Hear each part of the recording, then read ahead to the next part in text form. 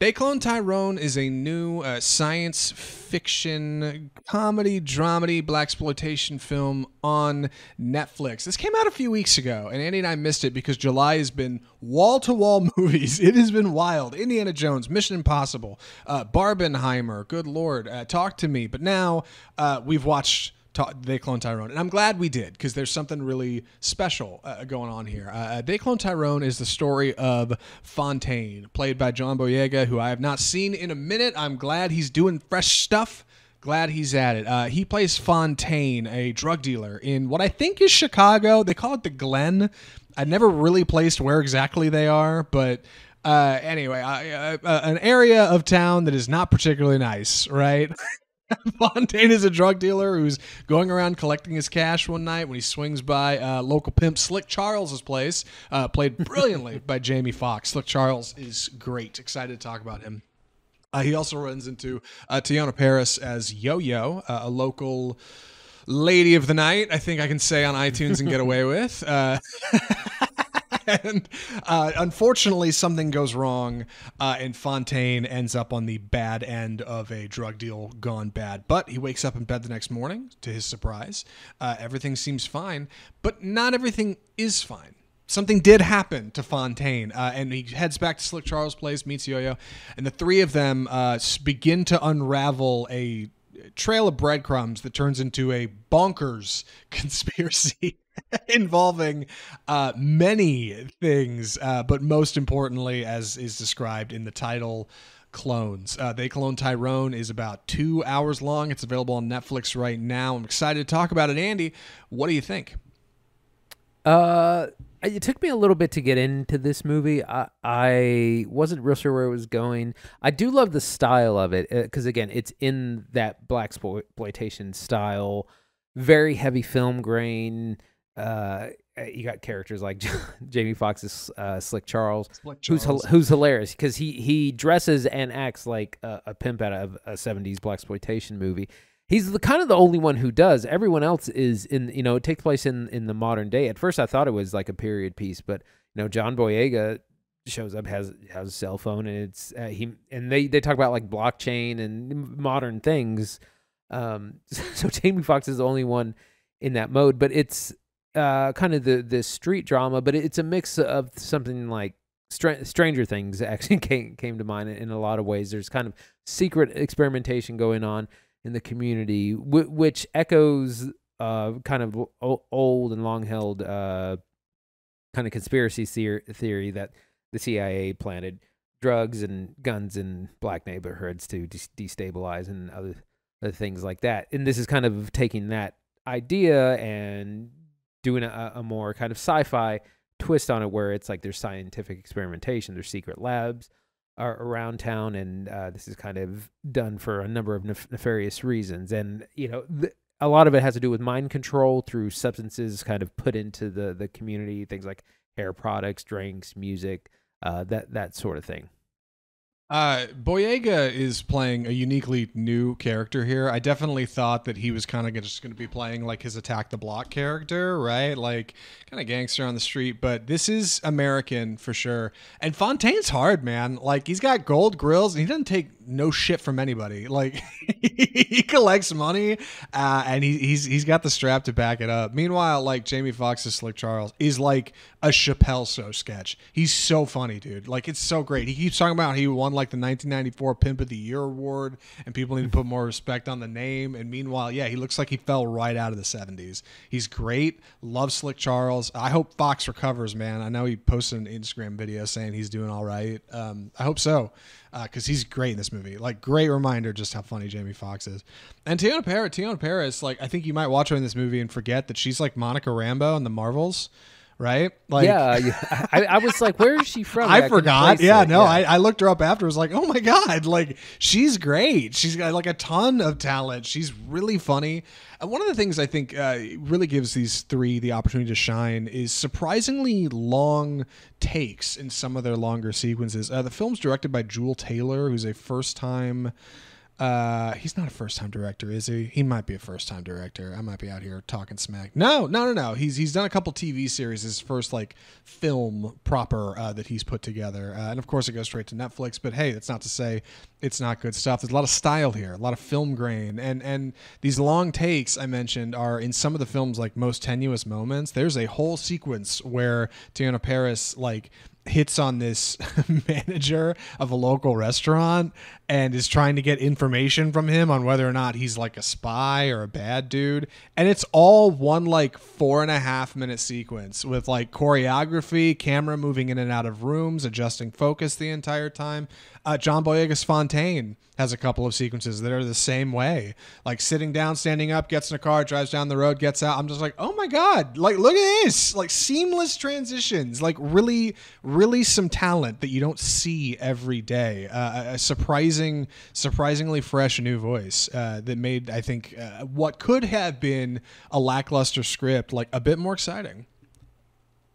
Yeah, it definitely has a lot of style and a lot of kind of swagger through, which helps move it along. It's a little bit too long at a full 2 hours. This would have been a great 100-minute flick. It kind of gets bogged down in the middle, I felt. Kiefer Sutherland shows up kind of randomly. I didn't recognize him. It was a surprise. Me neither. Yeah, it was a surprise. This is like part of what Netflix does. Like they spend a lot of money on stars, and then don't let the script get polished enough. And some of this like looks cheap when they're in down these secret labs. Again, it looks like the inside of a laser tag center or something of that. It's not quite convincing enough. This is something where they definitely didn't get the Stranger Things budget for the lab recreation. No, but I appreciate your Stranger Things mention because it does have that feeling of like retro tech, right? Yeah. Like the things in there all look like they were made in the 50s and the 60s. Even though this film is like clearly set modern day, it's got this feeling of like the golden age of science that like Stranger Things leans way into. So like, yeah, that's totally a good call. Go ahead. What'd you think of our performances? I like the performances. Like I said, I think Boyega was really sharp. Like I like that he hardly ever cracks a joke in this movie, right? Like, which is really refreshing. Like he's not just like charming, charismatic John Boyega. He's like troubled and struggling, you know. And I think that's good stuff. Charles is great. Teyonah Parris is really funny. Kiefer Sutherland was a bit of a surprise, but you know what? If you're going to show up halfway through a movie, why not be a surprise? I don't think that's a bad thing. How about you? Sorry, say that one more time. I don't know. It cut out for a second. Yeah. What do you think of everybody in it? I think Jamie Foxx he's just scene stealing, man. He's so funny in this. He's good. I wish we kind of got to know our actors a little bit more. Just kind of more three-dimensional. They're kind of caricatures in a way, and we don't really get a whole lot of like character development within even our main character.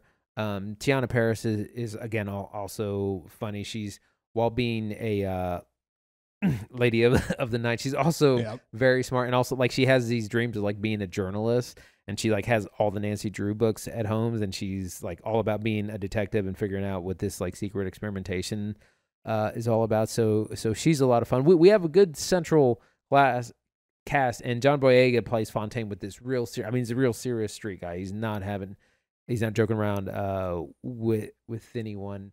I just wish their characters had been fleshed out a little bit more.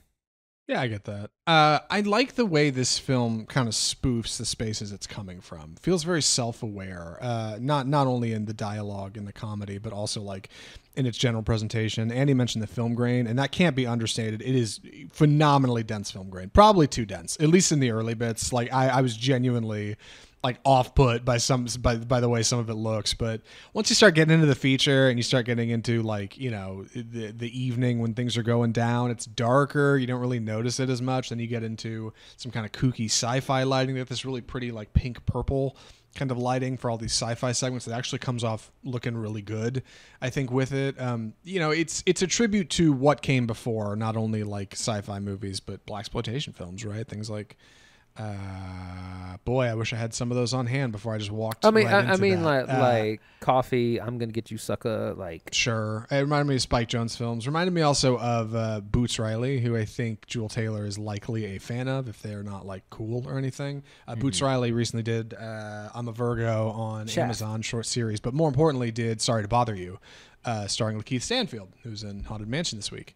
That movie we covered on the show, also uniquely like sci-fi spin blaxploitation cinema, and it's really clever, and also goes to kooky places, I think. But I think that one just has a bit more style to it.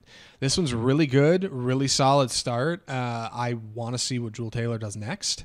And I appreciate that Netflix like greenlit this one, because so often Netflix will greenlight a feature that's just kind of mid, and this one feels better than that, and I'm really pleased to say that, at least for me.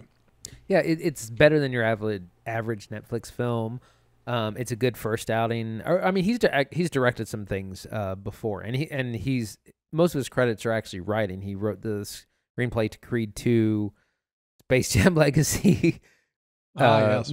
But you know, he's a seasoned Hollywood director and writer. This is a good kind of more solo thing. I'd be excited to see what he does next. Any other thoughts for recommendations, Andy? I think I'm ready.